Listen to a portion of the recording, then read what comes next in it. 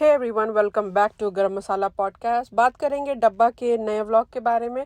डब्बा 2 दिन से गायब थी और अब जब उसका वीडियो आया है तो वो भी क्लिक बेट वाला वीडियो आया है, उसके बारे में हम लोग बात करेंगे। लेकिन उससे पहले ये एक छोटा सा टॉपिक है जिसके बारे में मुझे बात करनी है, वो ये कि ये बंदा जिसका नाम आप देख सकते हैं नवाजिश जहांगीर, ये रुकैया का छोटा भाई है, ठीक है।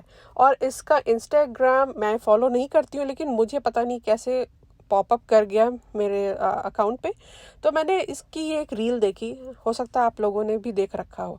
तो यहाँ पे ये बंदा बोलता है कि मुझे काफ़ी नेगेटिव कमेंट्स आते हैं। किसी एक इंसान ने तो शायद 48-40 कमेंट नेगेटिव कमेंट कर दिया इसे, तो वो उसी बारे में कह रहा है। लेकिन वो तो चलो वो अलग चीज़ है, लेकिन इंटरेस्टिंग बात ये थी कि मैं ना इसके कमेंट सेक्शन में गई और जो सबसे पहला कमेंट जो था, सबसे पहला कमेंट वही ये था कि मतलब जनाब के बारे में कि वो चोर हैं, ठीक है। मैं नाम नहीं लूँगी यहाँ पे, आप खुद ही, मैं यहाँ पे स्क्रीनशॉट डाल रही हूँ, आप खुद ही देख लेना कि यहाँ पे लिखा हुआ है कि वो चोर है। और इंटरेस्टिंग बात ये है कि इस बंदे ने इस कमेंट को लाइक किया है। तो मुझे ये समझ नहीं आता कि भाई आपके घर की डायनेमिक्स है क्या आखिर। आपकी बहन मुंबई जाती है, वहाँ रहती है रुकैया, फिर वहाँ से आती है, उसके बाद फिर ये डब्बा मौदाहा जाती है, फिर डब्बा से मिलने के लिए आपकी बहन जाती है और उसके बच्चे के लिए कपड़े और पता नहीं क्या क्या काफ़ी चीज़ें वो लेकर जाती है। हालांकि वो उस वक्त भी लग रहा था कि ये काफ़ी फोर्स्ड है, डब्बा को कोई इंटरेस्ट नहीं है, क्योंकि डब्बा पूरी दुनिया घूमा उसने, हर लोगों के घर गई वो, लेकिन अपने मामू मामी के घर वो नहीं गई, ठीक है। जैसे वो महर के माँ बाप के घर नहीं गई, वैसे ही वो रुकैया के माँ बाप के घर वो नहीं गई। और रुकैया को भी ऐसा लग रहा था कि सिर्फ कैमरे के लिए और लोगों का मुंह बंद करने के लिए बुलाया गया था। वो तो दिख ही रहा था, साफ पता चल रहा था। और डब्बा को तो मुझे लगता है हर एक इंसान बहुत अच्छे से समझ चुका है, सर से लेके पाँव तक। 6 साल से हम लोग देख रहे हैं, ऐसा लग रहा है कि उस पर पूरी थीसिस लिख दिया है हम लोगों ने। और मुझे पता था कि ये सिर्फ और सिर्फ जो रुकैया जो आई है वो सिर्फ और सिर्फ कैमरे के लिए और ऑडियंस के लिए आई है। तो वहाँ पे डायनेमिक समझ में आ चुका था इनका रिलेशनशिप क्या है। और यहाँ पे कंफर्म हो गया कि ये देखिए, अगर कोई इस तरीके से आपके कज़न के बारे में लिखेगा तो आप उसको लाइक थोड़ी ना करोगे उस कमेंट सेक्शन को। तो यहाँ से ये भी पता चलता है कि ये लोग कितने फेक हैं, इनके रिलेशनशिप अच्छे नहीं हैं। सिर्फ और सिर्फ मुझे लगता है बस जो मामू आजकल आए हुए हैं झांसी से, सिर्फ उनके साथ रिलेशनशिप जो है वो अच्छा है और किसी मामू के साथ रिलेशनशिप अच्छा नहीं है। अच्छा जी, यहाँ पे डब्बा को मिलता है गिफ्ट मामा मामी की तरफ से। यहाँ पे मिलती है पायल, सेम पायल मिली है मैडम को भी। तो यहाँ पे ही करके, अरे इसकी क्या ज़रूरत थी, इसकी क्या ज़रूरत थी। हाँ, इनका दिल दिमाग नज़र हमेशा उस पे रहता है कि जो घर में मेहमान आया है उसके बक्से में क्या है, बक्सा कब खुलेगा। अच्छा, मामा मामी को मतलब पता नहीं वहीं वहीं पूरा बक्सा भी खुल गया। अरे यार, थोड़ा सा आराम कर लो, खा लो पी लो, नेक्स्ट डे खुल जाएगा बक्सा। नहीं, उसी वक्त बक्सा भी खुला है, सारा सामान भी खुला है, सारे गिफ्ट्स भी खुल गए उसी वक्त। और ये डब्बा को उसकी पायल भी मिल गई। यहाँ पे नौटंकी, पूरा फुल ऑन नौटंकी। मतलब इसका जो दिल है हमेशा लेने में ज़्यादा रहता है, देने में कम रहता है। अब ये क्या देती है मामा मम्मी को और अपनी कज़न सिस्टर्स को क्या देती है, वो देखना इंटरेस्टिंग रहेगा। अच्छा, यहाँ पे ना इस क्लिप में डब्बा बोल रही है कि रात का 2 बज रहा है और यार इतना मज़ा आ रहा है, इतना हल्ला हंगामा। अम्मी जो है वो कह रही है हाँ ऐसा लग रहा है जैसे शादी ब्याह का घर हो। मतलब इनके घर में एक बीमार आदमी है, ठीक है। अंकल इब्राहिम जो हैं वो बीमार हैं, सबको पता है। 2 बज रहा है रात का, ये लोग तो रात भर जागते हैं, तो क्या वो भी रात भर जागते हैं? मतलब कि हद है इनका भाई, हद है। मतलब एक बीमार आदमी आपके घर में और आप ये सब हल्ला हंगामा 2 बजे रात में कर रहे हैं। आपको अगर ये सब करना है तो आप डब्बा के घर में जाके करो, लेकिन नहीं भाई, यहीं करेंगे। मतलब खुद तो सोएंगे नहीं और एक बीमार आदमी को भी नहीं सोने देंगे।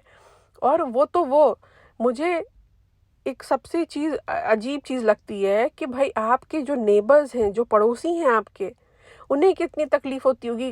वहाँ पे बहुत से ऐसे लोग होंगे जो बेचारे 9 to 5 वाली जॉब पे जाते होंगे, उनको सोना होता होगा, सुबह में उठ के जाना होता होगा।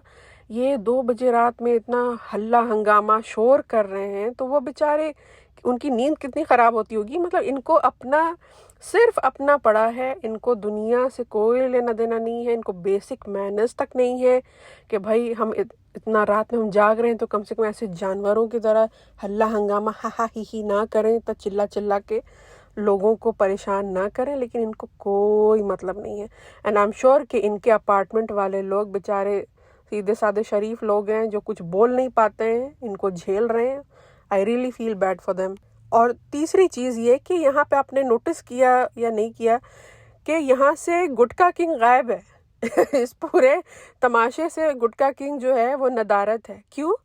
मुझे ऐसा लगता है कि आप एक चीज़ नोटिस करो कि गुटका किंग जनाब के घर को और जनाब को काफ़ी अवॉइड करता है। वो उसका रीज़न भी मालूम है ना, क्योंकि उसको अंदर से तो लगता ही होगा ना, भले ही ऑडियंस को वो कुछ भी बोल ले, लेकिन अंदर से तो लगता ही होगा ना। नज़र मिलाने में भी थोड़ी शर्म आती होगी कि भाई मैं खुद से कुछ नहीं कर रहा हूँ, बीवी के पैसे पे हूँ। तो एक घर जमाई के अंदर का जो एक अंदर से जो एक तकलीफ़ होती है ना, वो समझ में आती है। तो वो तकलीफ़ और वो एम्बैरेसमेंट की वजह से मुझे ऐसा लगता है कि गुटका किंग कभी भी जनाब से 1-to-1 या नज़र मिला के नहीं बैठ सकता है। तो इसीलिए वो यहाँ से आप देखना हमेशा ऐसी सिचुएशन से वो कट लेता है, क्योंकि अभी 2 बज रहा है रात का और वो तो जागता है रात भर, है ना। तो वो कहाँ गया? ऐसा तो नहीं कि 2 बजे रात में कोई रेस्टोरेंट में वो काम कर रहा है या फिर वो जिम जा रहा है, ऐसा तो नहीं है। 2 बजे रात में आखिर वो कहाँ है?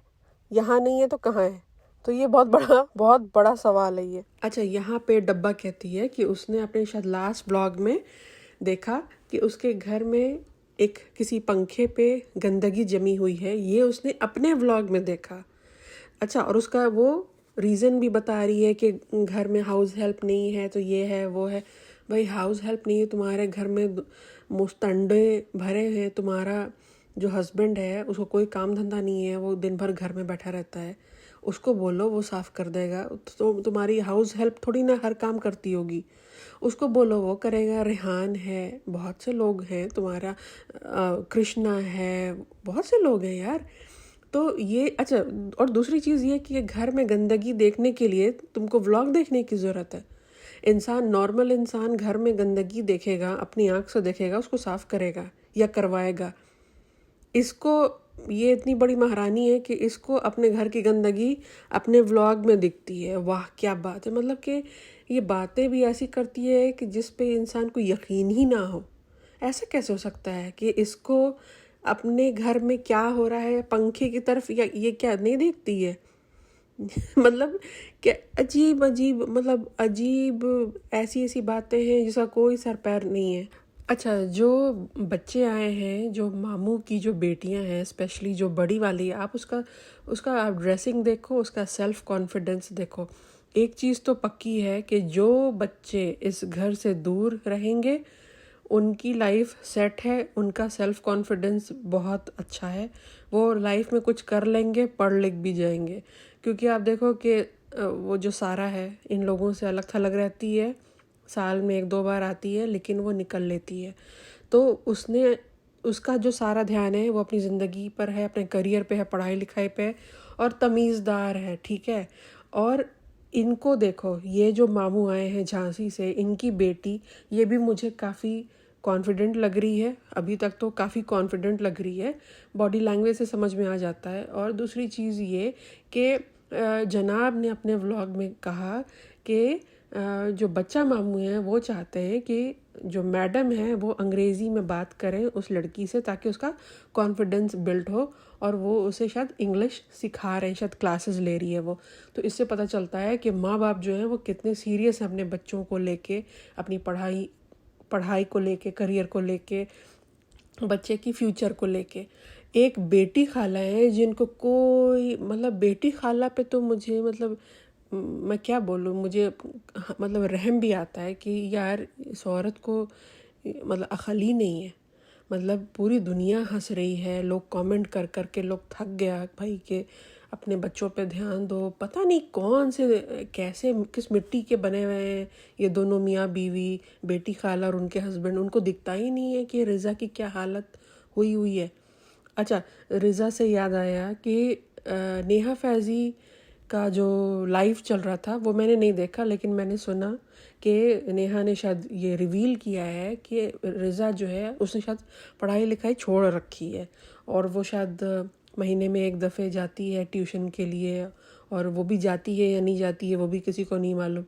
तो मुझे तो इस बात का शक था, पहले से ही शक था, क्योंकि हमेशा से वो अवेलेबल है घर पे, हर जगह डब्बा उसको अपने साथ लेकर जा रही है, झोला उठाकर पीछे पीछे नैनी बनकर वो हर जगह पहुंची हुई है।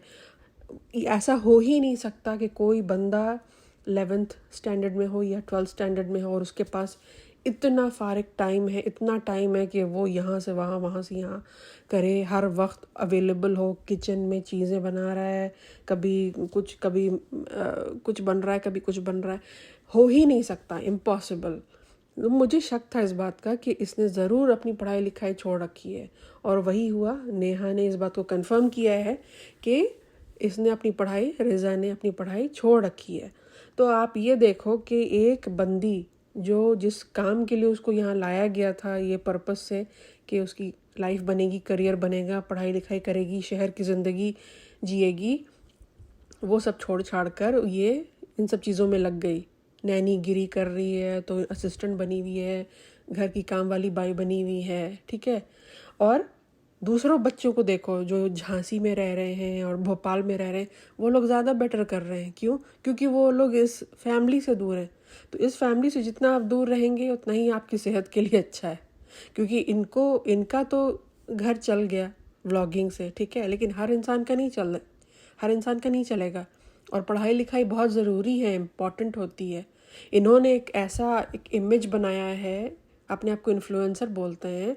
आई रियली रियली होप कि इनसे कोई इन्फ्लुएंस ना हो भाई, सीरियसली, क्योंकि उसकी फिर ज़िंदगी तो बिल्कुल बेकार और बिल्कुल बर्बाद है जो लोग इनसे इन्फ्लुएंस होंगे। क्योंकि लोगों को यही लगेगा कि अच्छा, पढ़ाई लिखाई करने की तो ज़रूरत ही नहीं है, डब्बा आपी के ज़रा व्लॉग खोल लो। भाई, डब्बा आपी का व्लॉग चल गया क्योंकि उनके भाई भाभी का ऑलरेडी एक नाम बना हुआ था, स्पेशली भाभी का नाम बना हुआ था, और भाभी की वजह से उसको बहुत लाइमलाइट मिली और उसका चैनल चल गया, ठीक है। लेकिन हर इंसान का चैनल नहीं चलेगा। मतलब यूट्यूब पे आपका चैनल चल जाए बहुत बड़ी बात है, हर इंसान का नहीं चलता है। ऐसे ऐसे लाखों करोड़ों चैनल्स पड़े हुए हैं जो मतलब सालों से जो है ना वहीं के वहीं पे अटके हुए हैं। ऐसे बहुत से लोगों को मैं जानती हूँ। तो यहाँ पे बात ये है कि अगर आपको अपनी लाइफ बनानी है तो इस फैमिली से दूर रहो। यही एक एग्जाम्पल मुझे तो यही दिख रहा है, क्योंकि जितने भी बच्चे इस फैमिली से दूर हैं उनकी ज़िंदगी बन रही है, साफ बात है। अच्छा, उसके बाद गुटका किंग और ये डब्बा, ये दोनों तैयार हो जाते हैं, इनको जाना है आई थिंक फ़नी के किसी दोस्त की बेटी होती है, उसका है यहाँ पे बिस्मिल्लाह। अच्छा, बहुत से लोग आई एम श्योर जानते ही होंगे कि बिस्मिल्लाह क्या होता है, लेकिन बहुत से लोग नहीं करते हैं। बहुत से लोग जैसे कुरान ख़त्म हो जाता है तब फंक्शन करते हैं, लेकिन ये आई थिंक मे बी शायद कुछ लोग करते होंगे, लेकिन मैंने कम सुना है कि बिस्मिल्लाह उतना नहीं होता है। लेकिन आई एम श्योर हो सकता है शायद, जैसा कि डब्बा ने कहा कि महाराष्ट्र में मुसलमान करते हैं, तो ठीक है चलो। तो वहाँ पे ये हो रहा है, तो वहाँ पे ये दोनों मियाँ बीवी जाते हैं। अब आप ये देखो कि ये डब्बा बच्चे को हर जगह बच्चे की आधी ज़िंदगी, अब तक वो 4 महीने का है, मुझे लगता है 4 महीने में से 2 महीना उस बच्चे ने गाड़ी में ही घूम घूम के बिताया है। मतलब कि बच्चा भी सोचता होगा कि मैं किस फैमिली में आ गया हूँ। वो बच्चा मतलब डोल रहा है, कब उसका मुंडी जो है, उसकी सर कभी हवा में, यहाँ यूं यूं, कभी लेफ़्ट राइट। मतलब मुझे बच्चे पे तरस आ रहा है। ये औरत को ना बच्चा पकड़ना आता है, ना बच्चा संभालना आता है, इतनी भीड़ वाली जगह में कहीं भी लेके पहुंच जाती है। बच्चे को मतलब इन्फेक्शन का डर होता है, बहुत सी चीज़ होती है। इतना हर जगह उठा के आप बच्चे को नहीं ले जा सकते हैं, लेकिन हर जगह इस औरत को जाना होता है अपने कंटेंट के चक्कर में। बच्चा उठा के ये हर जगह पहुंच जाती है, और उसके बाद बोलेगी कि हाँ फ्रेंड्स, हैदर की वजह से ये, हैदर की वजह से वो, सारा ब्लेम भी हैदर पे। बेचारा बच्चा एक तो पैदा होकर के इन लोगों पे उसने एहसान कर दिया है, क्योंकि इनकी हरकतें हैं नहीं माँ बाप वाली जो है ना इनकी हरकतें, वो स्पेशली डब्बा की हरकतें माँ वाली तो नहीं है। लेकिन वो बेचारा जब से पैदा हुआ है तब से वो ब्लेम ही खा रहा है हर चीज़ का। हैदर की वजह से ये, हैदर की वजह से वो, फलाना ढमकाना। और इतनी भीड़ है और इतना शोर हो रहा है, उस शोर में भी बच्चा सो रहा है। इसका मतलब आप समझ जाओ कि बच्चे को नींद की ज़रूरत है। बच्चा सोना चाहता है, आराम करना चाहता है, लेकिन बच्चा जो है वो हाथों हाथ, कभी इसके हाथ कभी उसके हाथ, सबको दे देती है अपना बच्चा। लोग बच्चे को ना, बच्चा कम और एक सामान और एक खिलौने की तरह, कभी उसके पास, यहाँ से वहाँ, वहाँ से वहाँ, मतलब बच्चा ना हो गया वो एक कोई सामान हो गया जो सबके हाथों हाथ जा रहा है।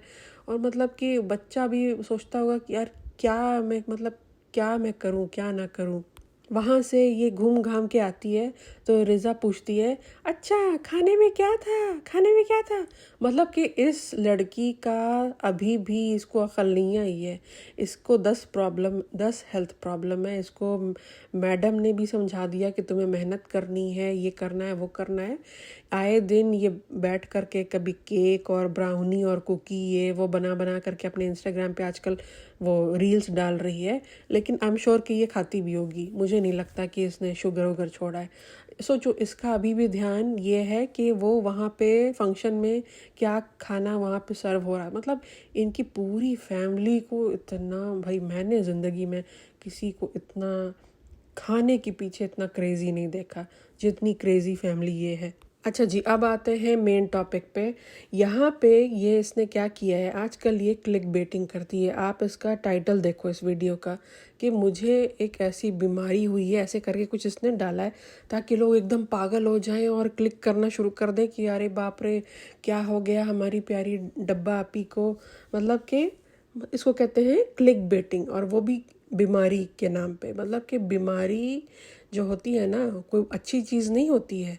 तो उसको इस तरीके से क्लिक बेटिंग करके व्यूज़ के लिए नाम यूज़ करना ताकि लोग पगला जाएं और बिल्कुल क्लिक करना शुरू कर दें, ये बिल्कुल सही नहीं है। उन लोगों से पूछो जा कर के जिनको रियल में सीरियसली बहुत तरह तरह की दुनिया में, अल्लाह की पनाह, ऐसी ऐसी बीमारी होती है। तो एक बीमारी का भी आप यहाँ पे मजाक बना रही हैं जिनको सीरियस बीमारी है, ठीक है। तो बीमारी का मजाक मत बनाओ, क्योंकि बीमारी अगर किसी को है ना, हर तरह की बीमारी होती है। तो इस तरीके से व्यूज़ के लिए ऐसा ऐसा मत लिखो कि लोग इस तरीके से बिल्कुल परेशान हो जाएं या बिल्कुल पगला जाएं। और क्या बीमारी है भाई, इनको मैडम को आर्थराइटिस निकला है। अच्छा, आर्थराइटिस क्यों निकला है? ओवरवेट की वजह से। और ओवरवेट क्यों है? क्योंकि इनके फैमिली में सब पागलों की तरह खुल के एकदम फट के खाते हैं। मतलब पता नहीं, एक तो इनकी फैमिली में भाई क्यों इतना, ऐसी कौन सी भूख है जो ख़त्म ही नहीं होने का नाम ले रही है। सिर्फ और सिर्फ 2-3 लोग हैं, एक जनाब, एक रेहान और एक अंकल इब्राहिम। ये 3 लोगों के अलावा सब के सब सांड की तरह खाते हैं। और सबको हेल्थ प्रॉब्लम है, सबको हेल्थ इश्यूज़ है, लेकिन उनको कोई फ़र्क नहीं पड़ता। तो अर्थराइटिस नहीं होगा तो क्या होगा? मुझे पता था कि इसको कुछ ना कुछ इसका प्रॉब्लम होगा, क्योंकि इसका वेट बहुत ज़्यादा बढ़ चुका है, बहुत ज़्यादा। और ये झूठ बोलती है कि इसने जो है वो खाना कम कर दिया है और ये शुगर नहीं खाती है, मैदा नहीं खाती। ये सब झूठ बात है, ये लोग सब खाते हैं, ठीक है। क्योंकि अगर ये सब कम कर दो ना तो वो दिखेगा आपके ऊपर। अगर आपका वज़न कम हो तो वो चीज़ें दिखेंगी, लेकिन वो कभी किसी फैमिली मेम्बर में दिखता नहीं है। इसका मतलब कि ये लोग कभी कोई खाना छोड़ते नहीं है। अच्छा, और मज़े की बात क्या है, मुझे हंसी आई जब इसने ये कहा कि ये सब तो चलता रहता है। मतलब अर्थराइटिस निकल आया किसी को और ये कह रही है कि ये सब तो चलता रहता है। मतलब कि अर्थराइटिस को ये मतलब बहुत ही हल्के में ले रही है। इसको लग रहा है कि अरे ये तो बस ऐसे ही है, चलता रहता है, ये तो सर्दी ज़ुकाम और बुखार की तरह। नहीं नहीं, अर्थराइटिस सर्दी बुखार और ज़ुकाम की तरह नहीं है।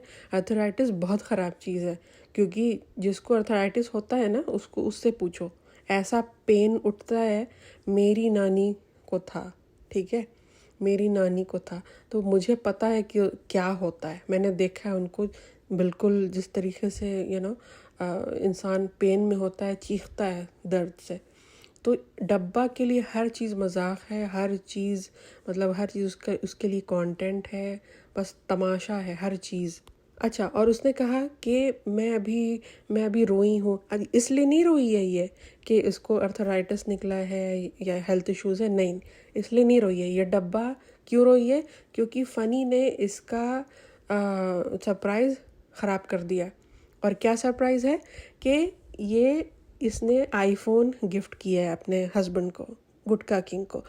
और मैं सही बता रही हूँ, मुझे बिल्कुल सरप्राइज़ नहीं हुआ, क्योंकि मुझे पता था कि ये होने वाला है। क्योंकि लास्ट ब्लॉग में जब रिज़ा को डब्बा ने आईफोन 17 दिया, उसमें कम से कम 5 से 6 दफ़े फ़नी ने ये बात बोला कि अरे तुम्हारे पास तो वो फ़ोन है जो मेरे पास भी नहीं है, तुम्हारे पास तो वो फ़ोन है, अरे तुम्हारा क्या कहना, तुम्हारे पास तो आईफोन 17 है। मतलब उसने बार बार बार बार ये कहकर जताया कि तुम्हारे पास है, मेरे पास नहीं है। उसने मतलब काफ़ी हिंट डब्बा को दिया, ठीक है। और उसका मुंह भी बना हुआ था, काफ़ी उसका मुंह बना हुआ था।